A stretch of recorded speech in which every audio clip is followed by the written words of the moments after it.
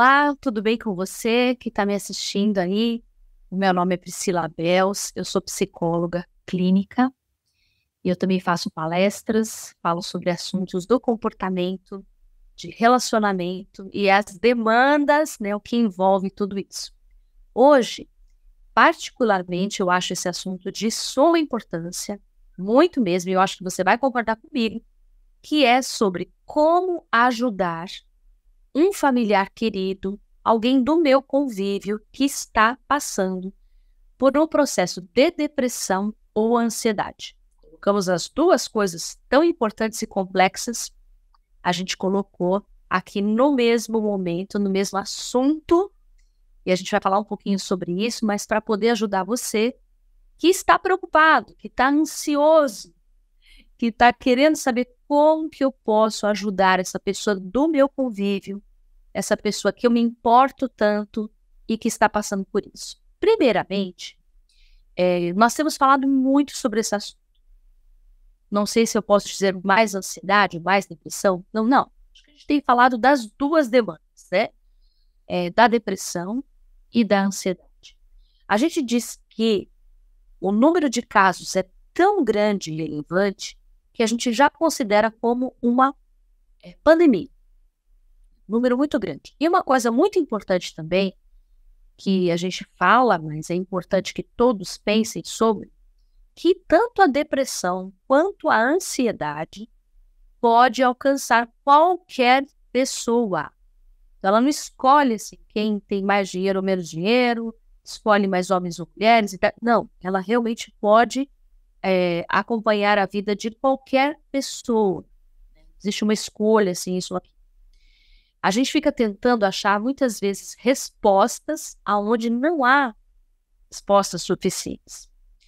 Mas é importante que a gente fale para que a gente traga o conhecimento e a gente saiba manejar, saiba lidar com essas coisas que podem acontecer na nossa vida, ao nosso redor, em qualquer momento da nossa vivência. Ok? Primeira coisa, tanto para a depressão quanto para a ansiedade. Precisamos nos educar para isso. Educar. Mas como assim? Eu preciso entender, compreender o que é. E aí a gente tem um vasto material sério. Tem coisas que a gente tem que ler aqui, ler ali, comprovar para ver se a gente não está lendo bobagens, né? Mas há aí, sem dúvida, um material acessível às pessoas através do mundo digital, né? O mundo da internet, literaturas, e pessoas que falam sobre esse assunto constantemente. Claro que a gente tem que ficar atento. Outro dia eu vi alguém dizendo assim, classificando, a depressão, ela é um aspecto muito assim de culpa, de remorso, o que aconteceu no passado. E a ansiedade é o medo do que vai acontecer no futuro. Não é só isso não, né? Essa explicação eu acho até empobrecida. Eu já usei um pouco, mais ou menos, esse tipo de explicação. Mas foi bom rever, e, assim, para entender que é mais complexo do que isso. Então é importante que a gente, se a gente tem um familiar, mesmo se a gente não tem, viu, gente? Porque eu não quero ser mórbida aqui e uma mensageira de más notícias, né, absolutamente. Mas você vai, em algum momento, confrontar com esse tipo de transtorno, né? De depressão próximo a você, alguém do ambiente do trabalho, né? E a ansiedade, então. Eu vou falar um pouco da ansiedade antes para dizer assim: ansiedade todos temos. Não é verdade? Todo mundo tem ansiedade. Aquela sensação de não saber o que vai acontecer, do que te espera, a expectativa exacerbada que a gente chama, que é exagerada, né? Porque a gente tem uma ansiedade, é natural, coisa comum. Mas o que não pode acontecer é a gente ser escravo, refém da ansiedade, né? Então, tendo uma paciência, ansiedade, não precisa ficar inimigo dela, né? Ela vai aparecer vez ou outra na vida. E o processo depressivo também vai aparecer uma vez ou outra também na nossa vida, porque nós estamos aí insensíveis, né, a tudo que acontece ao nosso redor. Então, o primeiro ponto, não esquece, se tiver uma caneta, alguma coisa, anota aí. Eduque-se sobre esses temas. Eduque-se. Saiba um pouco, pelo menos, né? Porque são temas muito importantes. É importante que a gente converse com eles. abertamente, para que a gente julgue menos. O que você quer dizer com julgar menos? Muitas vezes a gente julga o outro. Essa pessoa tem tudo na vida. Nossa, não está passando por nenhum problema financeiro. Essa pessoa encontrou o amor da sua vida. Essa pessoa acabou de dar à luz um bebê. Como assim está chorando? Que isso, né? Mas a depressão, ela é um aspecto, um transtorno, que não tem essas respostas lógicas. Porque eu tenho dinheiro, porque eu estou com as minhas contas pagas, eu tenho que tomar, porque eu tenho saúde. Imagina, eu estou aqui chorando. E esse inexplicável, esse universo que não consegue responder, é que faz a gente sofrer e faz a gente também julgar, olhar para o outro e não conseguir entender como que aquela pessoa desenvolveu de alguma maneira esse estado. Então, vamos desmistificar, a gente diz, né, que coloca aí um pano sobre isso. Não é por aí o caminho. É uma patologia, né, fica mais bonito que fala que é uma doença, e que existem muitos motivos e razões. Entre elas, a hereditariedade, né, a família que tem já um histórico de depressão ou de ansiedade, um ambiente colaborativo, né, um lugar que a gente, de repente, convive, está, que também colabora para isso, infelizmente, né, e eventos na vida, que a gente às vezes acha que vai dar conta, como a gente diz, e não vai, né, que é um rompimento de um relacionamento, tudo alguns exemplos, mas só para a gente explicar melhor, de fato, né? Uma demissão, um fim de relacionamento, uma mudança de status, o próprio envelhecer, né, ou a chegada de um novo membro na família, enfim, qualquer assim mudança. Mas também pode ser que não aconteça nada, a vida está lá, estável, e de repente acontece de sentir essas coisas, e aí a pessoa às vezes muitas vezes está tudo bem, eu confio em Deus, sou uma pessoa de fé, por que está acontecendo isso comigo, né? Vamos desassociar isso, e é possível que toda e qualquer pessoa passe, infelizmente, por isso.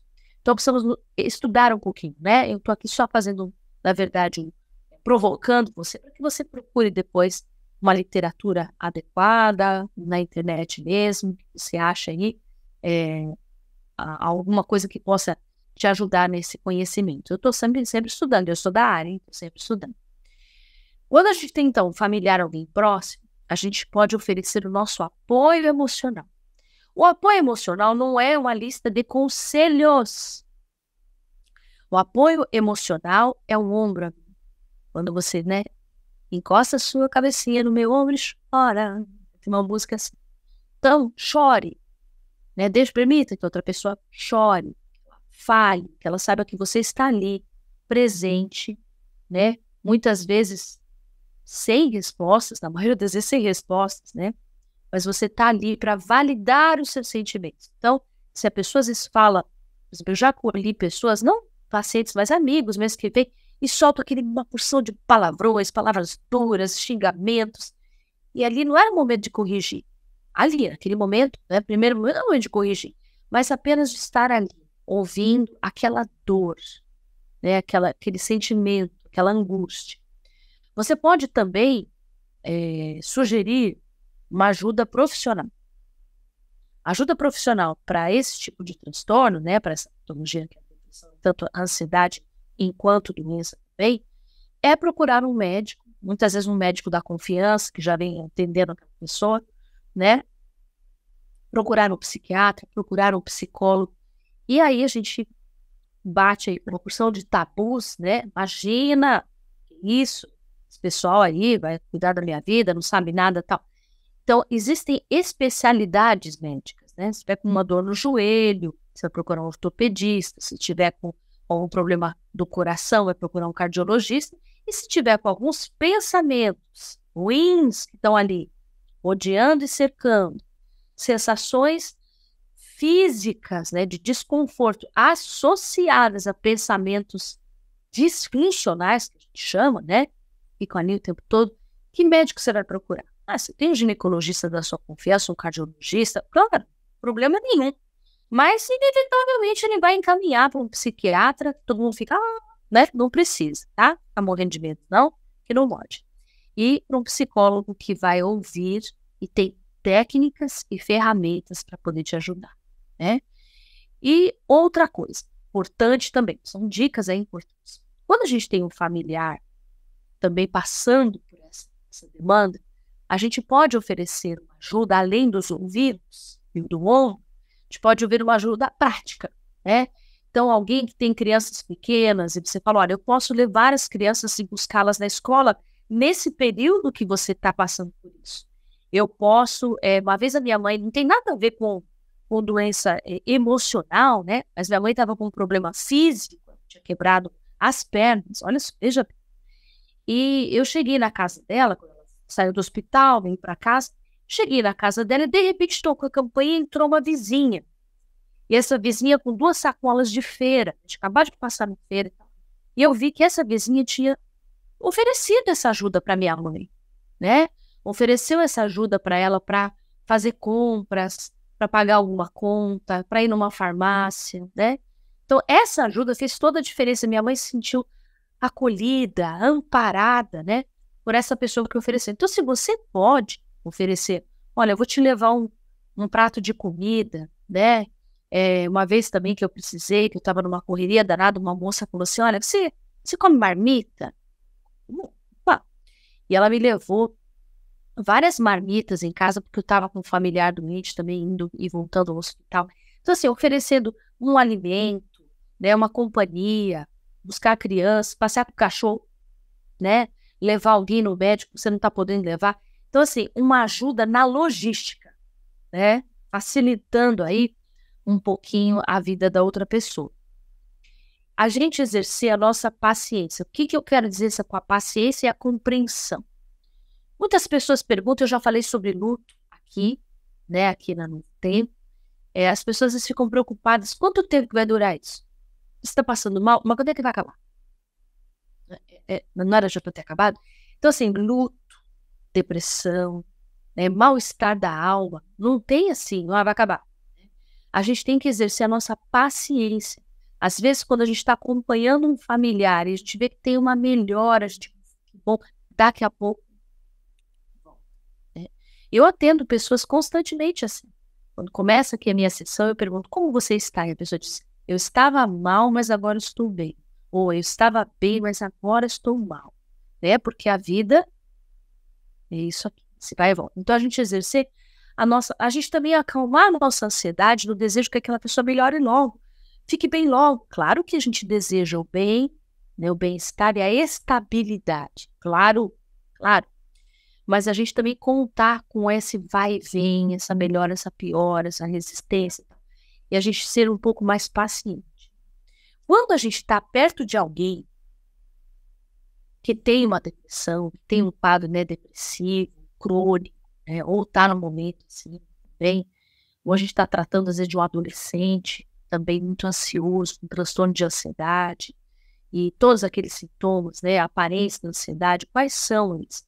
Aquela fala afobada, né, taquicardia, o coração acelerado, a secura na boca, o transtorno no sono, né, muda o jeito de dormir e acordar, a alimentação, tudo muda, né?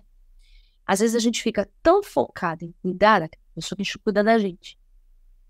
Isso é uma coisa que a gente precisa estar muito, muito atento. Então, quando a gente tem alguém, a gente precisa cuidar do outro, mas não descuidar de nós mesmos. Isso é um equilíbrio, né? Tem aquele exemplo lá do avião, vocês já ouviram falar, né? O avião, em caso de turbulência, em caso de algum problema, uma pane no avião, as máscaras de ar cairão, e você vai pôr primeiro em quem? Em você. Tem gente que acha que não ouviu esse exemplo, né? Mas se ouviu, ele é bem comum. Vai cair, você vai pôr primeiro em você. Você vai respirar e aí você vai poder auxiliar quem está do seu lado. Porque você pode auxiliar quem está aqui do seu lado e você de repente desmaia. Pronto. Não dá, né? Então, assim, a gente, igual salvar lá quem está se afogando, né? Então, com muita cautela, a gente precisa também estar bem. Eu vejo muitas mães com filhos, né? Que estão num momento delicado, passando por alguma dificuldade, a mãe deixa de cuidar da sua própria aparência, da sua higiene, da sua alimentação. Então, a gente não ser descuidado. Cuide de você mesmo, se você está cuidando de alguém adoentado, seja físico ou emocional. E a gente pode também trabalhar no sentido de reduzir o estresse. Isso aí em qualquer situação. Olha, eu fico às vezes chateada, confesso para vocês, que às vezes eu fico preocupada, chateada, quando eu digo para uma pessoa, seja um cliente meu, seja alguém da minha família, né? Até da minha família, eu digo, olha, tá tenso, coração acelerado, aquele estresse bateu, respira. E a pessoa olha para mim como se eu estivesse falando a maior loucura. Já estou respirando. Sim, mas respire de maneira atenta e consciente. Tá procurando a palavra. Consciente, achei. Que é essa respiração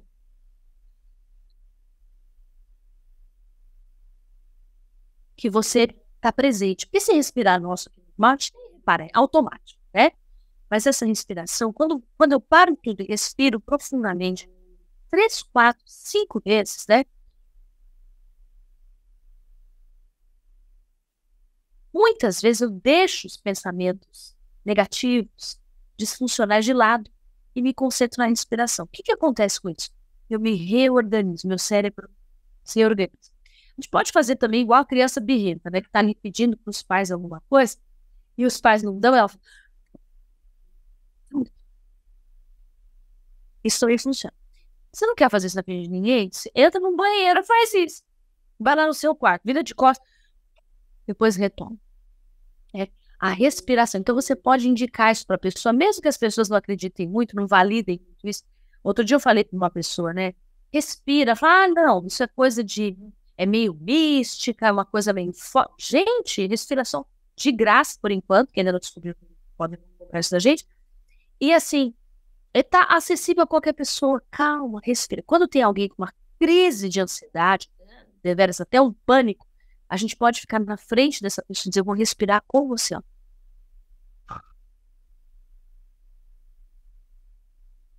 Olha, estou respirando junto com você. E a gente vai se acalmando. Né? Então, você pode sugerir para essa pessoa também uma meditação, né? Se a pessoa já tem uma veia aí religiosa, espiritual, quem sabe, né? Uma meditação escrita ou áudio, né? Palavras de incentivo, palavras de coragem, palavras de ânimo. Se a pessoa tem um olhar religioso, a gente pode indicar, pode oferecer, pode mandar. Não pode sobrecarregar. Se a pessoa com uma depressão, todos os amigos resolvem mandar meditações das mais variadas. A pessoa vai ficar ansiosa, vai deixar a depressão pensando.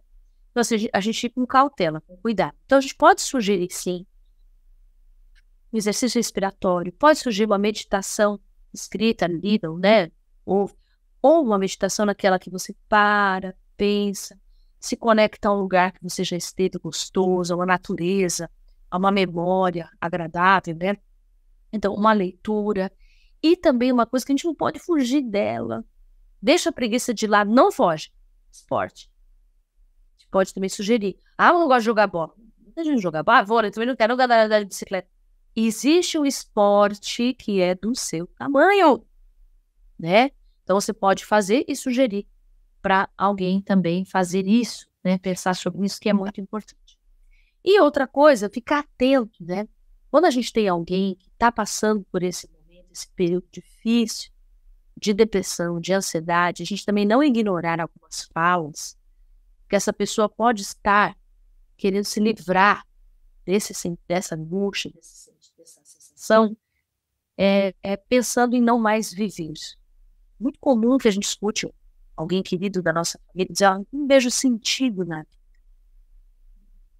Então, antes de ficar corrigindo, vamos ouvir primeiro, né? Não vejo sentido. E a gente promover uma conversa, um diálogo, mas a gente não ignorar esses sinais. Né? Esses sinais da pessoa dizendo que não vê sentido na vida, a gente precisa ficar atento. E procurar realmente uma ajuda profissional como um recurso, o melhor recurso. E também não ficar assustado se a ajuda profissional sugerir o uso medicamentoso, o uso de remédios. Então, a gente às vezes tem muito receio. Não, vamos observar todos os recursos que a gente tem. Né? para que a gente faça uma escolha adequada àquele momento. Não de impulso já começar a tomar remédio, de impulso, não. Vamos observar tudo com muita cautela, muito cuidado, muita atenção, porque há saídas. Nós temos cartas, a gente faz carta na manga, que a gente fala, né? Exemplo, um pouco de jogo, mas existem alternativas para cada pessoa. Uma atividade física, estar no meio social, por mais que isso incomode, mas sem forçar, a gente entender os limites de cada um, né? Ah, você tá triste, eu vou te levar numa festa. Isso é a pior coisa que você vai fazer. Ah, você tá muito chateado, muito ansioso, vou te levar numa igreja. Eu não tô dizendo que não é para levar numa igreja, num culto, numa missa, o que for. Ou, né, numa festa. Não, não é isso. Absolutamente, não é isso. Não levar. Mas a gente tem que realmente, né, você gostaria, vamos ficar lá. Outro dia eu estava conversando com uma pessoa que teve uma crise grave, que eu atendo, e ela me disse assim, Sila, eu tô começando a ir bem devagarinho, né, vou na casa do familiar, fico 15 minutos e volto. A família fica assim, qual, 15 minutos? Mas ela não ia nada, estava de cama, agora vai ficar 15? Já tem uma melhora aí, já tem uma evolução. Outro dia alguém disse assim, Priscila, eu fiz um arroz. Só um arroz, uma pessoa que cozinhava constantemente para ela mesma, né, e para a família. Fiz só um arroz, falei, 3, 4 semanas, um mês, 2, sem fazer nem cozinhar um ovo. Você fez um arroz? Né? Vamos lá. Então, assim, a gente confiar, a gente validar aquela pessoa quando ela tem períodos de melhora, né? Movimentos de melhora. Então, assim, educar-se sobre o assunto. Oferecer apoio emocional para a pessoa, às vezes só estar ali presente sem falar nada, né? Se a gente pode falar, a gente fala, né? Oferecer ajuda profissional adequada. A outra coisa que eu falei é logística, né? Ajudar com as rotinas do dia a dia, oferecer ajuda. Exercer a nossa paciência, tolerância. Cuidar de nós mesmos quando cuidamos de alguém, de algum familiar que está passando por essa situação ruim, desagradável. Reduzir o estresse em vez de pilhar mais. Segura a sua onda, segura a sua, porque agora é outra pessoa, né? Cuidado, porque às vezes a gente vai falar para um amigo, eu tô com dor de cabeça. Ah, mas eu então tenho dor de cabeça todos os dias. Nós estamos falando daquela pessoa naquele momento. Aguarde a sua vez de falar, pega a sua senha. E atenção aos gatilhos, às falas que denotam que aquela pessoa está desistindo da vida. A vida sempre vale ser vivida. Mesmo no sofrimento, ela tem muito a nos ensinar. Mas que a gente seja mais cuidadoso, generoso, gentil, empático com aqueles que nos rodeiam, que a gente sirva de ajuda. Eu tenho certeza que nós podemos ser um instrumento de paz, de ajuda terapêutica, mesmo sem sermos profissionais da área, eu sou no caso, né? Mas a gente pode ajudar um familiar e muito se a gente tiver vontade e a gente se dedicar a isso. Muito obrigada para você que me acompanhou aqui e a gente se vê numa próxima.